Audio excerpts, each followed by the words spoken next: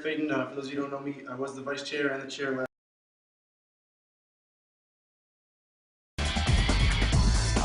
Hello everyone, my name is Eric Faden. For those of you who don't know me, I was the vice chair and the chair last year for the Dade County branch. I'm a graduate of the school that he spoke about in Auburn, Alabama, the Mises University, and I teach economics and government to high school seniors at an art school in downtown Miami. I just wanted to share a quick story, and I apologize beforehand if I offend anyone. Friday night, on the way to a show, the red and blues that nobody wants to see flash behind them lit up my rear view mirror like the 4th of July. I veer off the road into a shopping center and abruptly pull over. My friend hands me my registration from the glove compartment, so I couple that with my driver's license and concealed weapons permit to hold all three out of the window. A man in an ugly brown uniform walks up to my car to grab the bundle of documents, and seconds later he draws his gun from his holster and the barrel of a Glock is pointed at my forehead. A flashlight attached to it shines in my eyes, making it hard to see. Pig. Where is it? Where's your weapon? Me. My hands as high as they can be inside of a Honda. Whoa, whoa, whoa, relax, it's on me. Where? On my body. Keep your right hand up, reach for it with your left, and give it to me. I do. He takes the gun and walks back to his car behind me with all my stuff. Shortly after, 3 more police cars arrive. 2 of them park behind me and 1 parks in front of me. Now he's coming back, and terror doesn't begin to describe the feeling myself and 4 others in the car are experiencing. Having a gun pointed at us by someone we can't legally do anything to in response makes your stomach react all sorts of ways. Helplessness saturated the air in the car. Pig, why did you take a stop sign and why were you speeding back there? In an obvious attempt to unlock a self-incrimination. Me, silence. Pig, louder this time. Why did you take a stop sign and speed back there? Pig, silence. Is there... Me, silence, sorry. Pig, is there something wrong with you? Are you mute? I'm asking you a question. Me, silence. Pig, okay, you want to play this game? Why aren't you answering my questions? Me, officer, I'm not playing any games, but I know my rights and I don't have to answer those questions. Okay, step out of your car. Reaches into my window and unlocks the door and pulls it open. Illegal. I step out. He puts me up against my car and pats me down, allowing him to reach up far enough to feel my privates. Probably his favorite part of the job. Anything on you I should know about? No, I respond, while thinking to myself, there isn't a damn thing on me, near me, or anywhere I've ever been in my life that he needs to know about. Then all of a sudden, he's yanking my wrists behind my back and putting them in handcuffs. Me, why am I being arrested? Pig, for reckless driving. I should have known better and not expected anything other than this by now, but still. I didn't believe what was happening to me and it was totally surreal. Are you serious? You're really arresting me for taking a stop sign? Yes, while shoving me into the back of the paddy wagon. Why are you giving me a hard time? I'm not a bad guy. We're just going to a concert and we're late. Oh yeah? Who the expletive goes to a concert with a loaded gun? Give me an expletive break. I'm not at a concert, I'm in my car. Where's the concert? Little Haiti. Oh, so you're going to go to a high robbery area and risk someone seeing you take your gun out and put it in your glove compartment and then break into your car to get it? By this point, I had already had enough time to realize from here to the moon why this guy chose to be a police officer as a profession. Because he was too stupid and or emotionally unstable to work as anything other than a knuckle-dragging arrest machine and revenue generator for the state. In short, he was a barbarian, an animal. Arrested again, the 2nd time within a year span.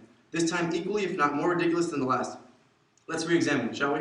I was driving my vehicle at a rate of miles per hour, that which was deemed to be too high by the authorities. So I was signaled by bright red and blue lights to drive off the road where a gun was pointed at my face, mind you, with his finger on the trigger and only a sneeze away from killing me.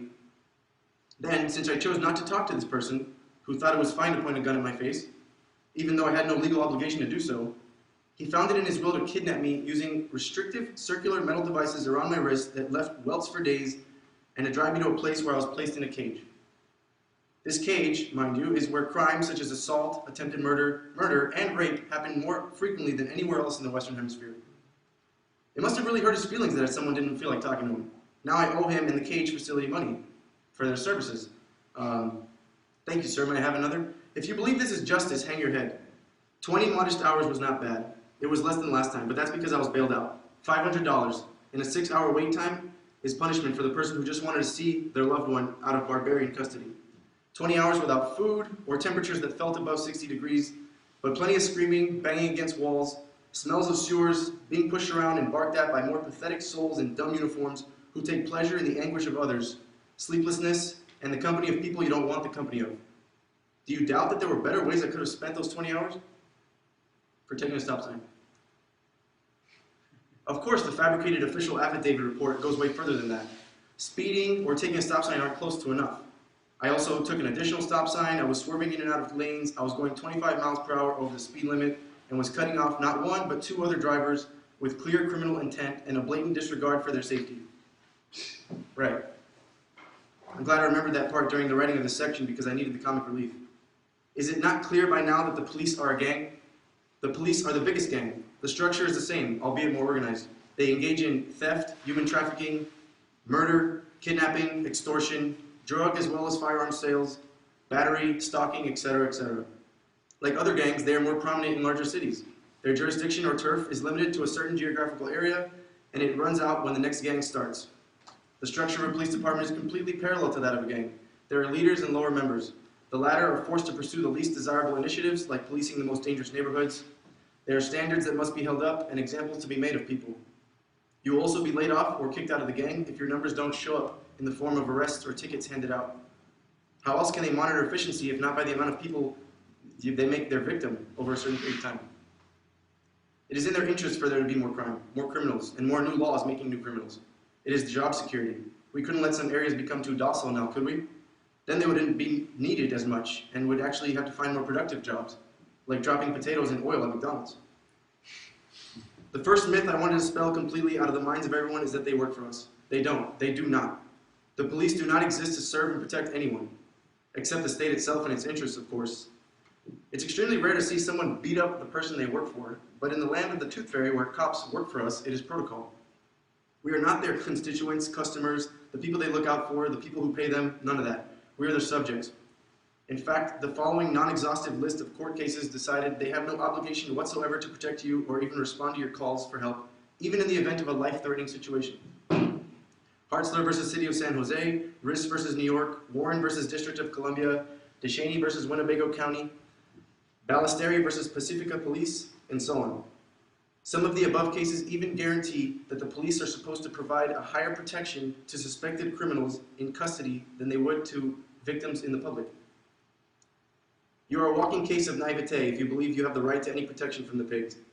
So if their job is not to protect us, then why are we forced to pay them? Why do they even exist? The cops are law enforcement. They protect the laws, not the people. Do the laws protect the people? Definitely not all of them. Probably not the vast majority of them. One only needs to know what it takes for a bill to become a law, to demonstrate how distant the process is from the interests of the mass citizenry and how little their opinions really matter. Many laws are bad, and the cops enforce the laws. This equals, you do the math. Next, I want to address the notion of, but they're just doing their job. So what? So were the Gestapo, but that defense didn't work out too well in Nuremberg, nor should it have. And most of the people who use this justification would nod their heads in agreement. If you ask them whether or not beating people, kicking their doors in, spraying mace on students, asking strangers personal questions, caging people for growing vegetation, or downloading songs from the internet were wrong or immoral, they'd say, yeah, that's wrong. I'm against that. Oh, but voila, on comes the magic suit. With matching hat, tacky boots, cyborg utility belt, full of little gadgets to punish people, and plastic badge, and now all of a sudden, these actions are somehow okay.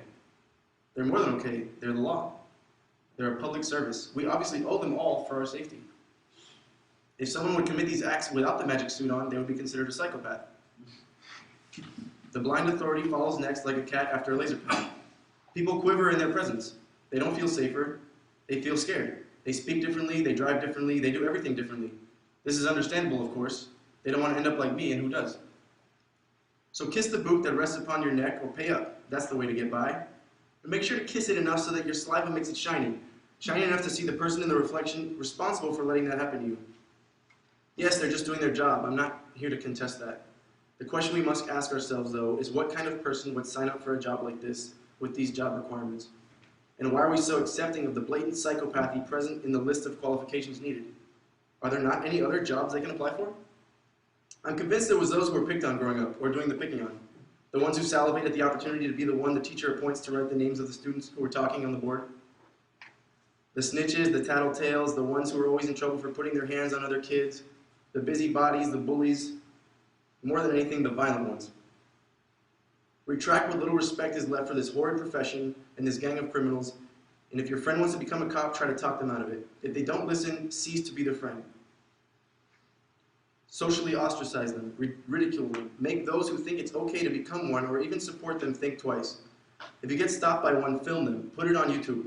Don't be scared, they deserve it. Make them know if they act out that thousands will be able to see their faces spouting lies about the laws they're supposed to uphold.